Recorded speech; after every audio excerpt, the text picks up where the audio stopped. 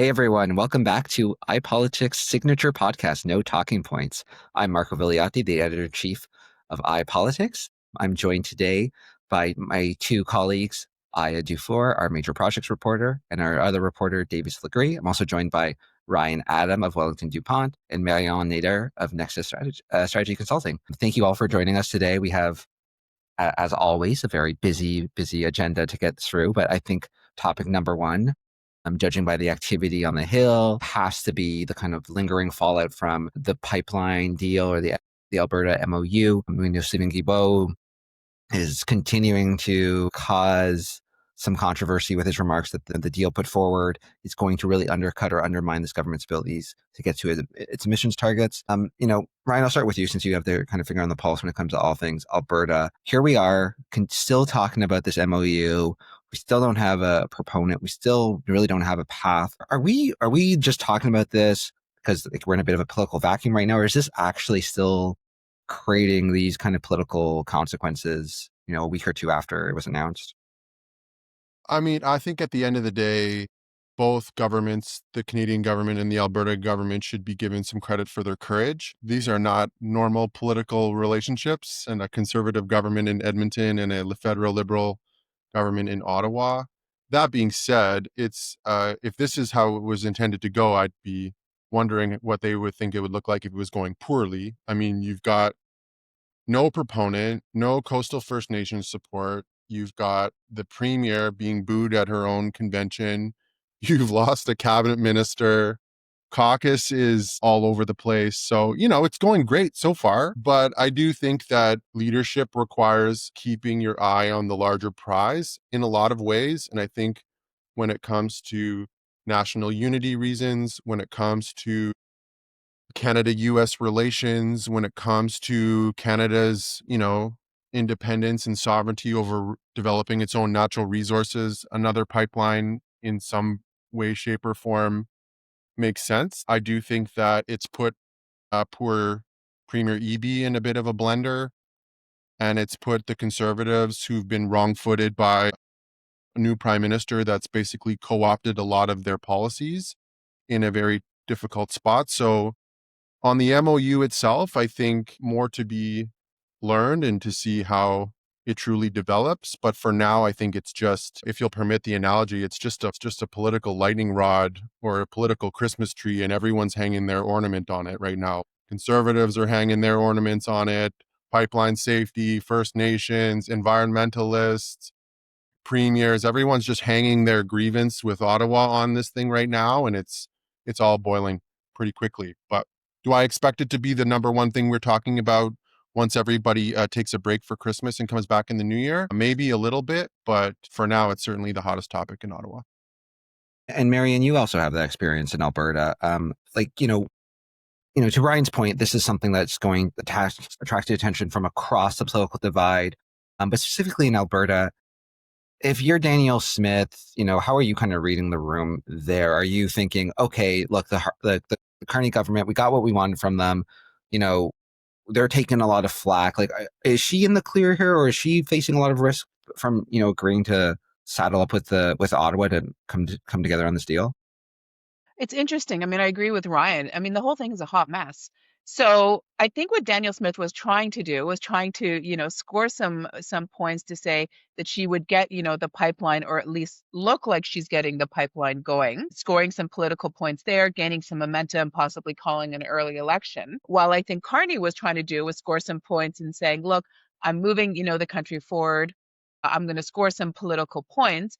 And at the end, I think it both backfired, because it backfired with the progressives, with the environmentalists, with the First Nations. And remember, a lot of those people, the progressives and the environmentalists, voted for Carney, right? Because they believed that he was strong on and he was going to stand up for the environment and the climate.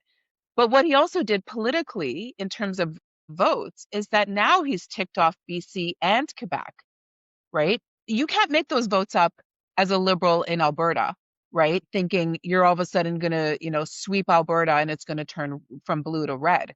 So it's a huge miscalculation. It was a huge risk, especially since they don't have any financial proponents that have been, that want to move forward with this. So I think BC is is, being very strong. The First Nations aren't going to give up. Quebec is ticked off because Guilbeault is very strong in Quebec. And, they think that, there's more liberal fractions based on this MOU than I think that the Prime Minister had thought there was. So it's not going well for them. Yeah, from our resident Alberta whisperers to our Quebec whisperer, is this also something that's going to be a huge political football for the Prime Minister when it comes to, Marion's point? You have Stephen Guilbeault, who has been the kind of quarterback when it comes to environment issues for so long under Justin Trudeau, who was, Mark Carney's Quebec lieutenant up until the last few weeks. Is this actually going to have some pretty devastating consequences for the Liberal odds in Quebec? I would love to see how this is going to play out. I mean, it's been interesting to see Guilbeault speak his mind as openly as he has since he stepped out of cabinet. And I know that there's just so much happening in Quebec right now that could determine appetite for Liberal Party federally, with the Parti Québécois being very high up in the polls, all these questions about, the rise of the separatist movement up again on top of the agenda. And we had some reporting last week that the Liberal government's already starting to look at what, this reborn interest in separation, what that might mean in the coming months and coming years. So I don't know how the political calculation is going to work out. I mean, we have seen some polling coming out of Angus Reid saying that it hasn't really changed too much in terms of Mark Carney's approval rate in BC, where you would think that, the latest energy deal with Alberta would have had some kind of impact. So I think it remains to be seen. It's obviously the talk on the Hill, but is it the talk in the country? I don't know. And, we saw the energy minister kind of field some heated questions along with the environment minister over a Conservative motion that basically sought the House support for building that pipeline. The Liberals are against that motion, saying it's unnecessarily divisive. Davis, I think you and I were talking about this, how you could see the writing on the wall that the whole point of moving this motion forward was to just showcase that, divide within the Liberal caucus. Although, if you talk to his caucus chair, James Maloney, there's no divide and everyone gets along. Or Corey Hogan, it seems like everyone is going other ways to say, what are you guys talking about? We're all one happy family. Davis, do you think, that divide is actually real and it is something that this pipeline MOU has the potential to create like a serious rift within this party? Absolutely. I think that's a possibility, but I also think it's a consequence that they probably should have been aware of. Ryan, you said it's going poorly so far, and Marion, you called it a hot mess. I love that. But I don't know how they could have expected this to have gone any other way, especially with the way that they approached it. Danielle Smith is inherently just not going to be the most popular person in that Liberal caucus room. And any agreement with her, I think, is going to raise some eyebrows among the more progressive wing of the Liberal Party. The way that they approached Indigenous engagement, or seemingly approached Indigenous engagement with Tim Hodgson making the comment on Power and Politics recently about how they very well could have met on Zoom and opted not to do that. I think that went over poorly. Stephen Guilbeault, I don't know how anyone thought he was going to stay on throughout this. I guess he's alluded to compromises that he's made in the past, but this is obviously going to be a very tough one for him to square publicly given his past. So yeah, I think I agree with the rollout being, for lack of a better term, bungled so far, but I'm just not sure that the way that they approach this, that any other outcome was possible. And Marco, can I add that also this motion that tomorrow that the Conservatives put forward is brilliant. It is such smart politics, right? Having the Liberals vote publicly on the record about whether or not they support this does in fact not only show the cracks, it will embed the fractures in the caucus, and it will give the Conservatives ammunition to go and pick out those Liberals in those ridings and go after them. So now a lot of those Liberals that ran for office or that were elected members didn't vote for a pipeline or didn't want to run or support a prime minister with that's going to put forward more greenhouse gases and fossil fuels. So this was a very smart political play by the Conservatives, and should not be underestimated how strong and ferocious they are going to go after those Liberal MPs that voted. And if I can just jump onto the jump on there, I think there's a couple of things really bubbling under the surface here. The first is sort of caucus management writ large, and how this prime minister is doing things, I think we can all agree, decidedly differently on caucus management and frankly, First Nations engagement and some other things. Like, you may or may not have loved Justin Trudeau, but You can't argue against some of the effort that he put into reestablishing a real credible relationship with First Nations peoples. He talked about it every single day, much to the chagrin of many people and in some cases, and the conflict management part of it, like it's almost as if this Prime Minister's office thought, we're riding high in the polls. We got this mandate from Canadians. This is what Canadians voted for. They voted for harmony within the Confederation. They wanted to see major projects get built, and they wanted to see us put the country before kind of the partisan politics of it all. And they thought that would be enough to carry the day. But like when you get to District 1 in Ottawa and you get to the feeding frenzy of caucus and cabinet and various different polls and pushes on your unity, your caucus unity, it's a whole other beast. And the real interesting and fascinating thing for me will be the Trudeau era ministers, the Trudeau era caucus members versus sort of the new Carney elected in 2025 version of the Liberals, because I do think, if you watched the 2025 election for 5 minutes, you probably heard the word major project 100 times. So I don't know if Stephen Guilbeault was assured behind the scenes that an oil pipeline was never going to be a part of the major projects list, or there was just going to be some sort of, we've done TMX and we're done here. Let's move on to cleaner, greener commitments. But if I were a former Trudeau person who's now a Carney person, I would say to them, like, what did you expect was going to happen here? Like, I guess, but Ryan, is that not like for anyone who, for both you and Marion, who've been involved in the political side of things, but both, Aya and Davis and myself who've watched, from the journalistic perspective, does any of this really matter? Like, it feels like this isn't the United States where, you're giving a bit more latitude and independence when it comes to votes. Like I've heard this, there's this, upheaval in caucus, but it's not going to go anywhere because they know where their bread's buttered. Like they're not going to, he's popular. Like I'm going to risk my job? It just seems like it's a lot of grumbling, but it won't, like, it will just dissipate because they're conscious enough to know, hey, my job's at stake here. Like, is that fair, Marion, or am I? Well, just ask John Rutstedt how that's working out for him, right? I mean, caucus unity. If you don't have caucus unity, you're not going to keep your job for very much longer as leader. Especially in a minority government. Exactly. Like, this is your foundation, and if they start to turn on you, your political time is going fast. So, and that's the last thing that you want. So now you got to remember, like, people voted in the last election for Mark Carney. They didn't vote Liberal, right? And a lot of those votes were lent to vote for Mark Carney. So, and he in the last election, because the NDP vote plummeted and he was really going against Donald Trump, he didn't have to have an election on the past government's policies and defend that government.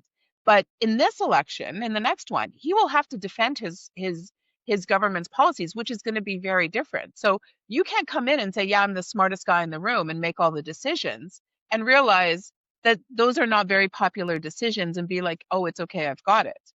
So there's a lot of, I think, sort of arrogance and a lot of expectations that when he's not meeting, and also too that they just think that they're going to ride this because yes, his polling numbers are high in terms of best prime minister, but when you're looking at the party polls, it's neck and neck with the Conservatives.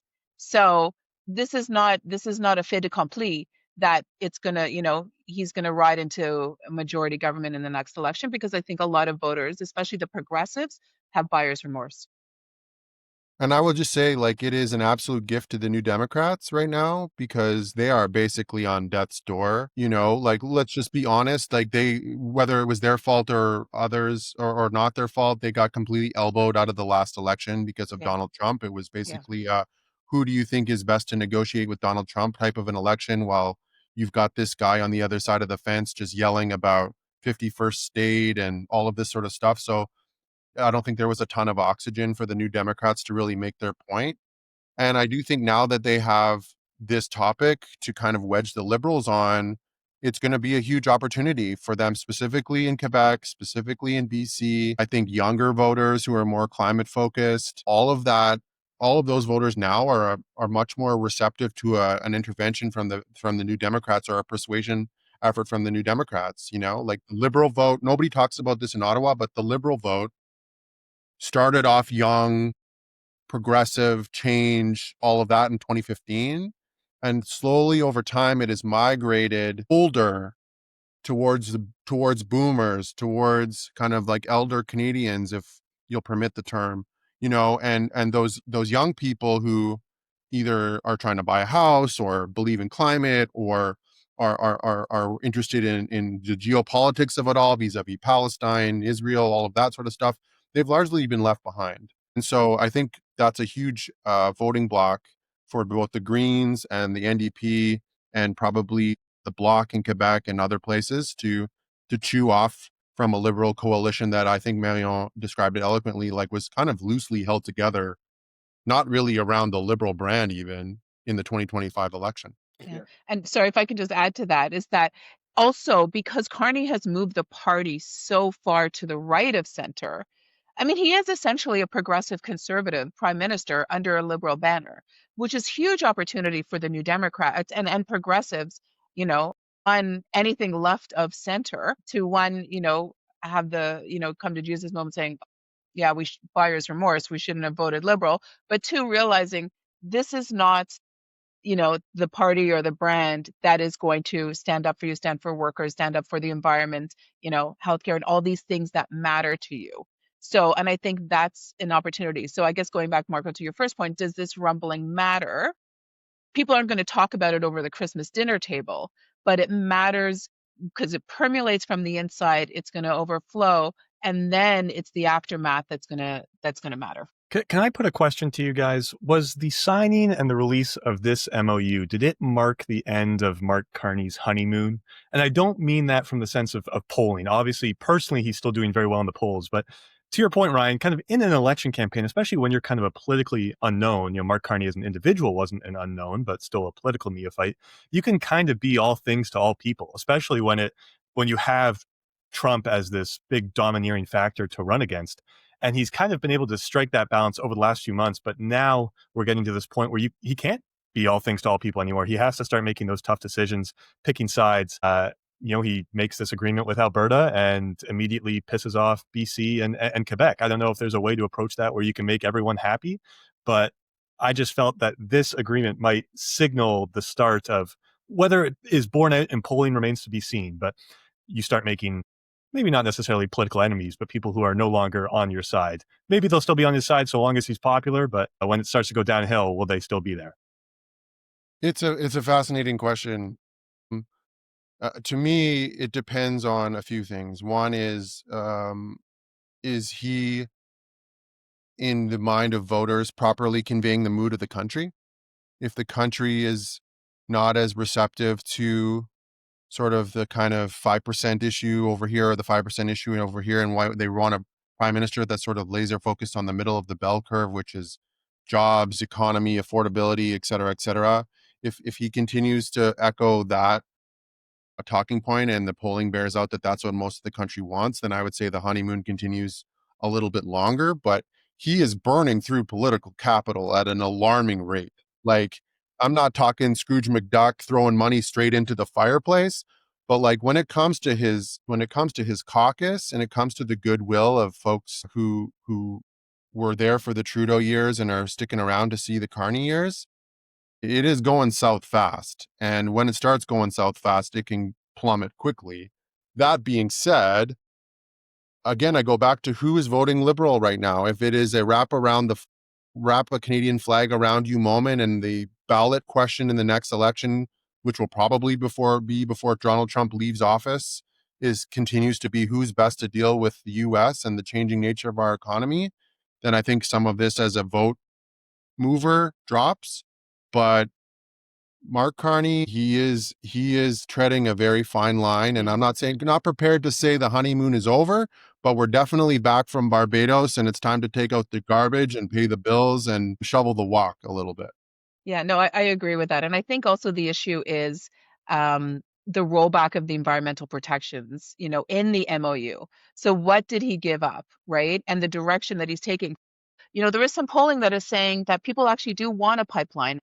Working in the Notley government, yes, it was an NDP government, but, they still were, pro pipelines, but also green energy. I mean, you can walk and chew gum at the same time. You could still be able to, let's say, Trans Mountain is not working at full capacity. So why don't we, focus on what we have, or the east-west corridor, right? There is a possibility that we can have be an energy country. At the same time, we don't have to roll back. The Liberals are rolling back their own policies that were supposed to define their legacy. And for what? Where are the votes? Where are exactly. the votes? So they can come a strong second in Alberta. Like, that's just, none of this makes any political sense.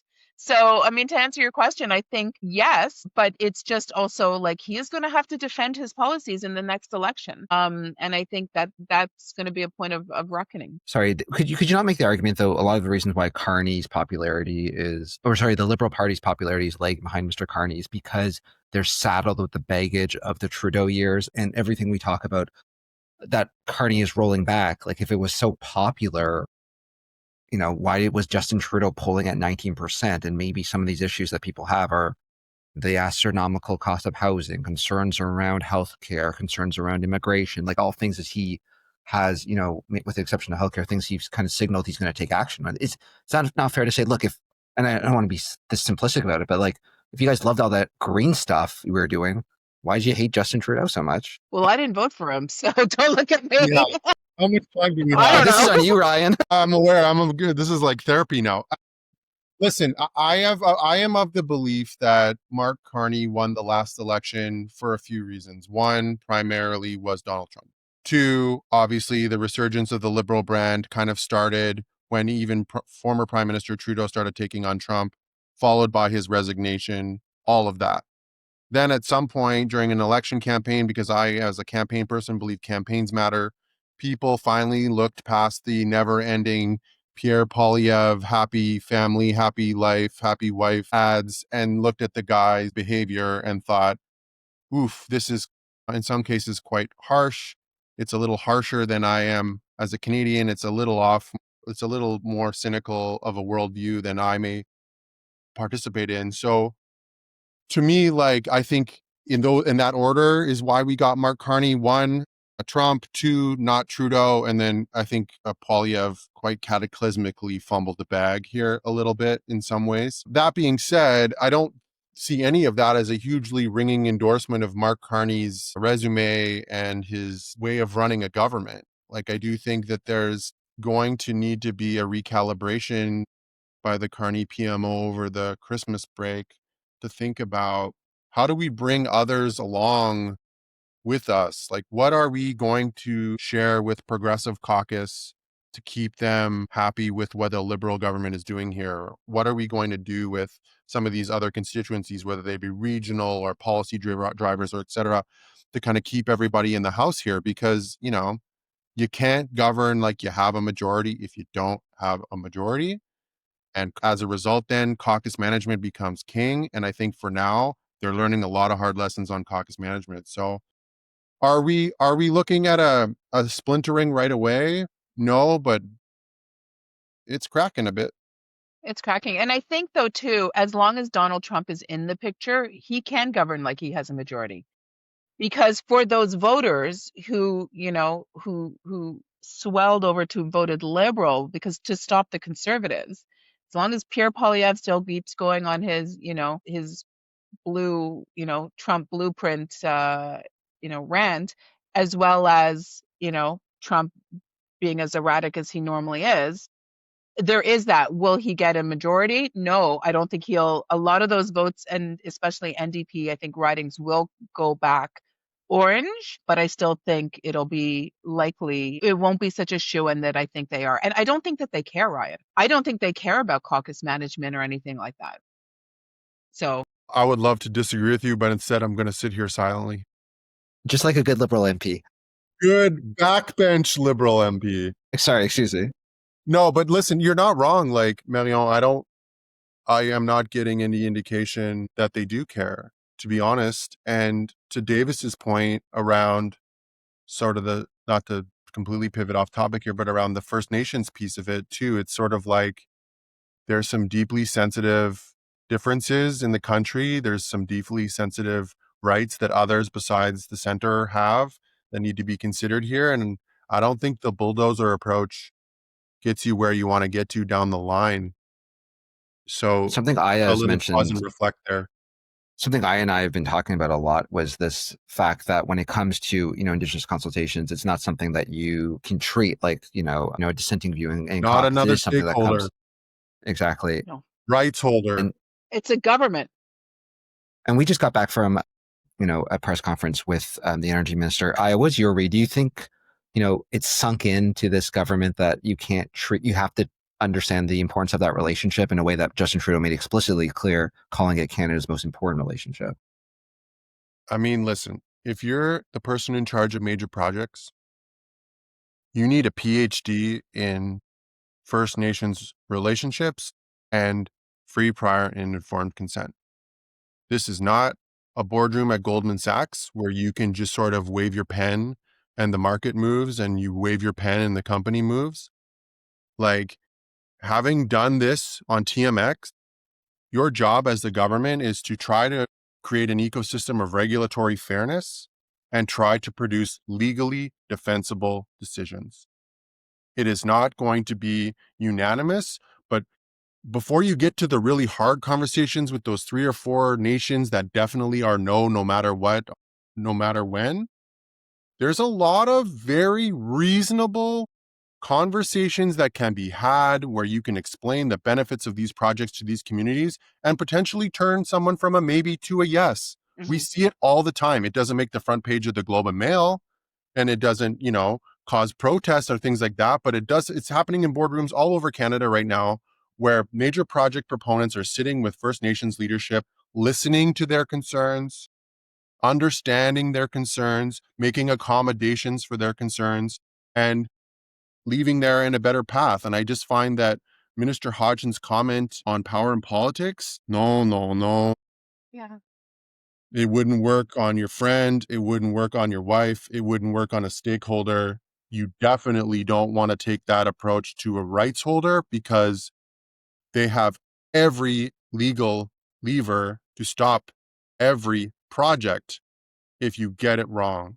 And so my 10 cents worth of free advice to the minister is get your luggage out, go to BC, meet them on their own turf, on their own terms, and take an empty book with a pen and ask a lot of questions and don't come back until the book is full.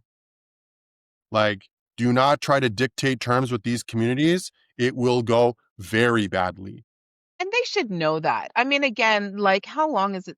Consultation is not a box to check off and be like, okay, we're done.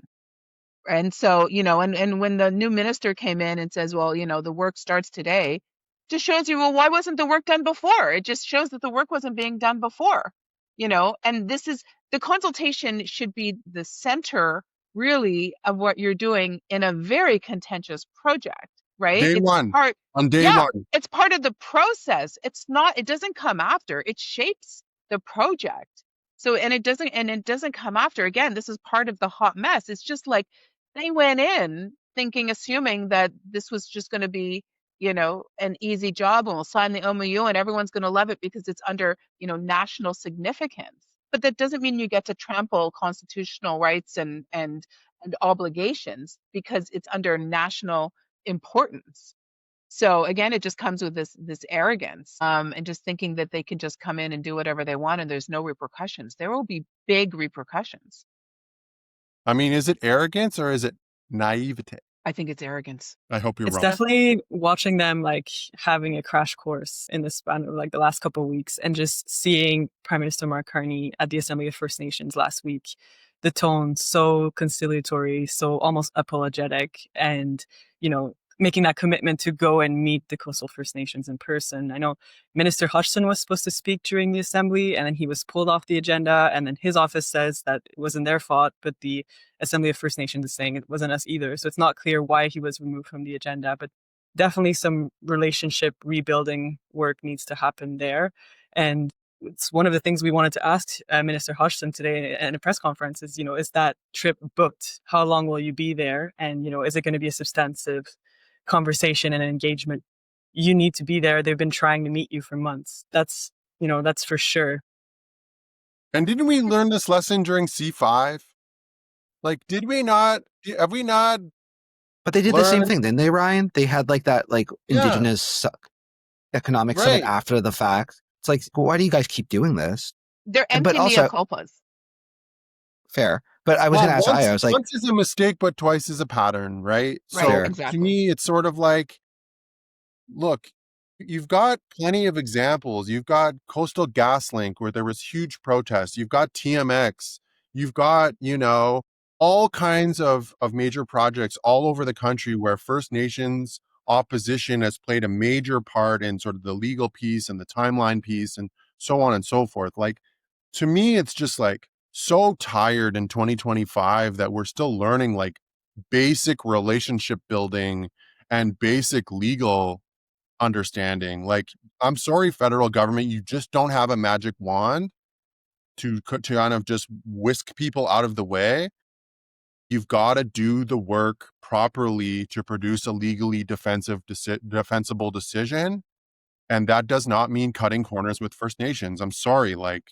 I think they just think they can veto them and just, plow or through legislate these projects under C5 and just sort of say, this project comes with 40 RCMP guards and off, you know what I mean? Like, it doesn't, it's something, somebody needs a tutorial on rights and title here, because, anyone, literally anyone from the Trudeau government could tell you on TMX that that was by far the most important part of getting that project done, to the point where we sent Amarjeet Sohi, bless his heart, in a truck down the pipeline route as a minister of the Crown to meet head to head with these governments in order to satisfy the Federal Court of Appeal. This was not a see you on Zoom. This was we need to really care about this and really dig into it to get these things done. Yeah, and I know opposition from First Nation, it can be very loud, and of course it carries a lot of weight. There's also support, though, coming out of First Nations, and we kind of saw that with the Major Projects Office taking the stage last week.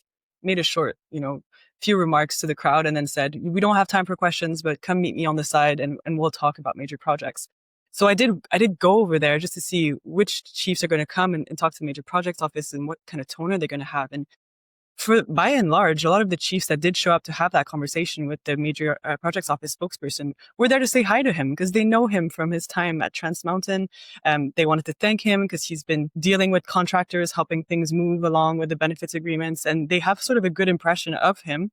And then we also know that Prime Minister Mark Carney called this last-minute meeting with the chiefs of Treaty 6, 7, and 8 on the last day of the conference. We don't know what was discussed, but we do know that the chiefs of some of these communities, they're open to ownership of a potential pipeline. And they didn't necessarily vote to call for the withdrawal of the energy deal between Alberta and Ottawa, like the majority of the I guess the unanimous vote from the delegates in the assembly. So there's definitely a path forward with engagement, with agreement, if you're talking to the right people. And to Ryan's point, getting to a point where you can produce a legally defensible project. And it's super unfair for First Nations to paint them all with the same brush of one protester over here means every First Nation, every group is opposed. I work on some of the major projects on the list, Marco, we've talked about that in the past, and in some cases, they're owned by the community. They're owned by the chief and the council themselves. And in some cases, they're affected by the project because of their geographic proximity to it, and so on and so on. So, again, I come back to this, though. It's if you're bungling the early approach to this, that's not on the chiefs. To me, that's on the government. And just a word on the Major Projects Office, nobody elected you to anything. You are not the Crown. You do not do the consultations. You have no political power. Zero. None. So even if Don Farrell is the greatest thing since sliced toast at the AFN, it's still the government, whether it be federal or provincial, under one project, one review, that is required by law to engage in a formulaic process of consultation with these communities. And so I come back to there's no cutting corners here. No office openings in Calgary, Vancouver, or anywhere else is going to overtake the obligation of the Crown to do this part of it properly to get these projects done. And one thing I want to bring up, though, Just and not going to happen. Just not going to happen. But one thing I wanted to say, Ryan, that's it. Is this the right guy in terms of Tim Hodgson's to be doing that work? Davis and I were talking about, I don't know how to put this gently, his disdain for, difficult questions. Like, he does not seem to be the type to sit down and have that, heart-to-heart, conciliatory tone. Like, it doesn't seem to have that personality. It seems to be very in line with the Prime Minister in that way. Like, Davis, this is really the guy you want to send forward to do your Indigenous peace-building exercises, considering his temperament, considering his dismissive tone. Like, it just seems like he's a bad fit to do that job. Yeah, he certainly hasn't proven himself yet. The question that I keep coming back to on this, and it's fascinating, I think you can lump Tim Hodgson into this as well, because I think he has a lot of the same qualities as Mark Carney. Are they good at politics? I don't know. Like, a lot of the evidence of this conversation that we've had so far today would suggest no. But people just seem to like Mark Carney. I don't know what this points to. Maybe Canadians just don't pay attention very closely to any of the stuff that we've been talking about. And it doesn't really matter how they approach Indigenous consultation. I mean, again, it should, but politically, it just doesn't have that effect because Canadians see this guy and they see his resume and they think, oh, smart guy, should be the leader. That makes sense to me. It just seems at every turn they make what would normally be considered historically poor political decisions, but it just doesn't seem to have an effect yet. And that's why I go back to maybe the honeymoon's over. Maybe we were still in just a bit of reprieve. Maybe for most Canadians, we're had the summer and they're still in Barbados. I'm butchering this metaphor that you brought forward so beautifully, Ryan. I'm sorry.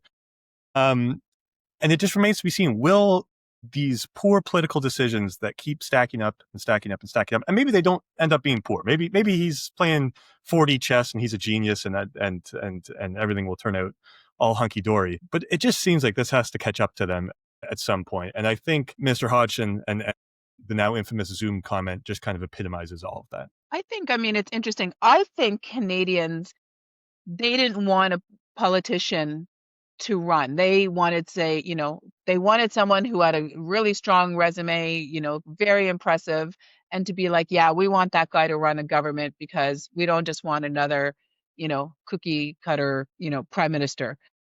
But then for us insiders, we're seeing someone who's just like, no, that's not how you do it. And I think part of it is there's process and procedures that you need to follow. That's the way that it's done. But Canadians just want it done. And I don't think they care how it gets done.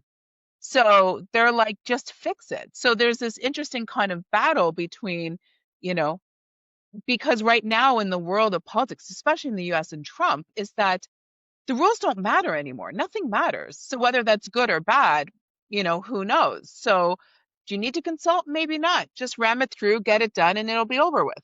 Or no, go through the process, and that's the way it should be.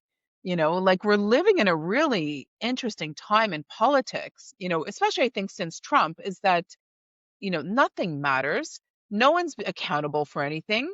It's a race to the bottom. And at the end of the day, this is an institution that is running like the Wild West than it is based on parliamentary procedures. I think I dropped my liberal hat on the ground, so let me go pick that up and put it back on my head here for a minute. The guy, specifically Minister Hodgson, is new to politics. His intellect is unquestioned. His experience is unquestioned. He's being asked to do quite a lot. Like, in my interactions with him, he is being run ragged, like from 7 a.m. to 7 p.m., like every single day. Everybody wants a piece of this guy because they know how close he is to Carney, because major projects is a central feature to this government. And so I'm prepared to give him grace when it comes to the Zoom comment or some of this other stuff. But, politics is an unfortunate part of governing, and things like votes matter, and things like perception matters and things like parliament matter and other things, right? And so to me, what I'm looking for is some growth and some learning here, where it's like, I would have thought C5 would have been the teachable moment, where it would be like, oh, wait a minute, putting everybody in a ballroom in Gatineau is not consultation and all that. Maybe we need to pull up our socks here and get that part of it right. But then to have it not trending upward is the part that is giving me pause, like it's just like a feature, not a bug here. So I am prepared. Maybe this is my liberal partisanship. Like, I am prepared to say it's a serious moment in our country's history. These are serious people trying to do a hard job, and mistakes will be made. But I'm really looking in the new year for some learning here and some progression here, because they are doing the easy parts wrong in a way that make the hard parts impossible. And eventually that bill is going to come due. So, like, it's a very perilous moment here. I'm not quite sure that the honeymoon is completely over. Like, everybody still wants to get together at Thanksgiving here, but like, it is not trending in a very good light. What should they have done? You said your advice is only worth 10 cents. I think it's worth a lot more than that. But when you get to the actual current situation, like, there isn't a proponent, there isn't a firm pipeline project in front of them. So what does, like, in your experience, what does consultation look like when we don't even know the details? Like, who's going to build it? We're not sure yet. What's it going to look like? It's still TBD, you know? How do you approach that? Look, I mean, start by looking at a map. You are not going to get a pipeline to Tidewater, Marion knows this, without a coastal First Nation along the Tidewater. There are not a ton of them. There are, what, Marion, like 8, 9, right? And you can start by, like, having private conversations that don't end up on the front page. You can start by traveling out there and listening and learning without directing and trying to legislate right in front of them. And, you know, you can do consultation that has relationship building at its center, or you can do consultation which has legal at its center. It's your choice. But to me, the life lessons that I learned from, like, a Jim Carr or a Justin Trudeau or a Rachel Notley or any Jim Prentice, any of these folks who I believe have been quite accomplished in this space, is it always starts with the relationship first.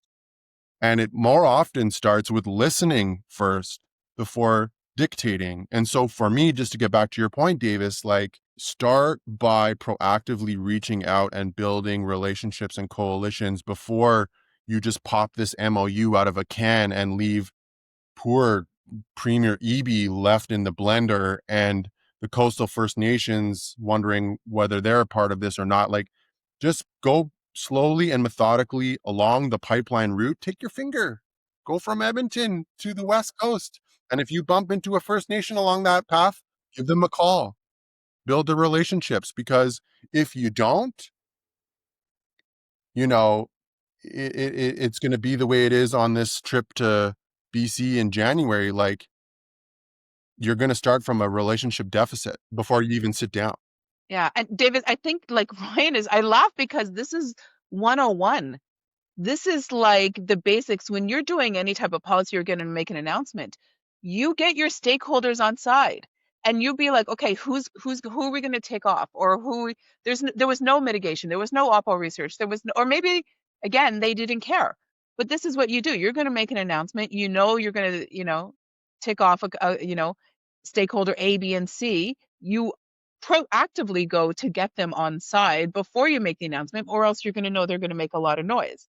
So again, I mean, I don't know, maybe I'm going to change my caucus briefing before you make this huge pronouncement and you fly out to Calgary. Like, don't give them 24 hours, take it or leave it. Like, pull people aside, pull Minister Guilbeault aside, pull folks in the caucus who are very progressive or from Montreal or from Lower Mainland, like, and pull them aside and say, this is happening. What role is there to play for you in lending a voice to your constituency on their concerns for this project or what have you? Not just, But Take it it's or also leave it. and you don't go make an announcement with one province that the project is going to happen in another province and not talk to the premier of that province, and everyone knows these conversations are happening, and he's like, oh god, this is happening in my house and you're not even telling me you're coming over and planting your tent. Marion, So it's even worse than that, because if you go and look at the major projects list, how many of them are in BC? right, exactly. And there's so many there that could put billions back into the economy and that are great projects, that BC wants, that are ready and just need that top up or can be started. This isn't, the MOU of something that might possibly happen down the road. These are things that can happen now. So, I mean, a hot mess is just like at the basic level. Ron's right, like just at the elementary basic level. This was just a mess. Like, these people shouldn't be in politics. And I mean, again, maybe they're not politicians, but at least you'd think their staff are, or, the civil servants. I mean, none of this makes sense. It's really flushing it out at the micro level. Well, I see we're coming to the end of our time, so I'll just ask everyone for one thing they're looking forward to as we rapidly approach the end of the fall sitting. Ryan, why don't you start us off? I am looking for a cohesive strategy to deal with Donald Trump in the coming year, because the USMCA, let's not lose our eyes on the prize here, everyone, as Canadians. Like, the USMCA renegotiation is coming up next year. I am looking for Mark Carney to do what I believe Canadians elected him to do, which is negotiate a fair and good deal for Canada and defend our interests against an increasingly aggressive American partner, if you can still call them that, or counterpart at this point. So from my perspective, I'm interested to see if the Carney strategy of wait it out produces a good deal. But yeah, that's the one thing I'm looking at coming up here. How about you, Marianne? What are you looking towards? A good drink, because this has been quite the year. It's been exhausting, provincially and federally. 100% everything that Ryan said. Also, maybe just a little stability, not just being like, have this psychodrama every day, and just be like, let's have things just a little more calmer and civilized. And yes, just do the job you are elected to do and focus on why you're doing it, right? Because there's a lot of people that's hurting out there and that really need help, and we are in a pivotal time in the country, and this is where we need leadership. And if you say you've got it, show it. And just, really, we're up against a very erratic, unpredictable, maniacal person, and we all need to just band together and get out of this. Makes sense. How about you, Aya? What are you looking forward to? Hopefully a bit more information from the Major Projects Office. When it was initially set up, we had a list online of who works and what their title are, and then that list was scrubbed away a few months ago because they were finalizing staffing, and I'm told it'll come back up soon. And that'll be very nice, because it's been hard to get any information out of that office. And we were talking with the Privy Council office about that, and I was basically told that their strategy is just not to speak to media at the current moment. And I mean, to Ryan's point, no one elected them, fair enough, but they are, representatives of the government, and you would think that communicating with the public would be part of the job. And finally, Davis, what are you looking forward to? Yeah, maybe I'm just an agent of chaos, but Marion's looking for stability. I'm looking for instability. I think not in the bilateral front, but I think it's been buried a little bit, but I still get the sense that we're going to have a cabinet shuffle in the next couple of months here, if not for the degree to which it's major. I think it still remains to be seen. Weeks, not months. Okay, weeks. Okay, I'm trying to give myself a bigger time frame, but you would know better than me. But Steve McKinnon is still wearing multiple hats, and those hats both belong to two of the more powerful kind of portfolios in government. And I think from people I've spoken to, I think the Prime Minister is also looking for an opportunity to replace some of the weaker performing cabinet ministers of the last few months. I'm hesitant I don't want to throw anyone under the bus, but I think we'll see where that goes, and I think we'll all get the popcorn neck, because those are always entertaining. Mm-hmm. I assume you don't mean our immigration minister is underperforming. I assume that's not what you're implying, Davis. So I think I'd be shocked if you said something. I guess, in terms of what I'm looking forward to, obviously Davis made a great point about, for that cabinet shuffle, But I just am wondering if anything's actually going to get done on the legislative side of things. The government so far, and things can change before they rise on Friday. 2 pieces of legislation have passed that, if you're excluding the supply bills, it's the Lost Canes bill and a C5. So are you guys interested in passing bills, or are you just kind of laying down the cars for another election likely happening next year? Because if you got to get something done in a minority parliament, you're going to start negotiating. And we haven't seen really much of any of that from this government. So curious to see if they change their tune, knowing that their way of approaching this hasn't worked so far. So, but that being said, thanks everyone for joining us as always, especially Ryan and Marianne. So much to discuss, and we will be back at it again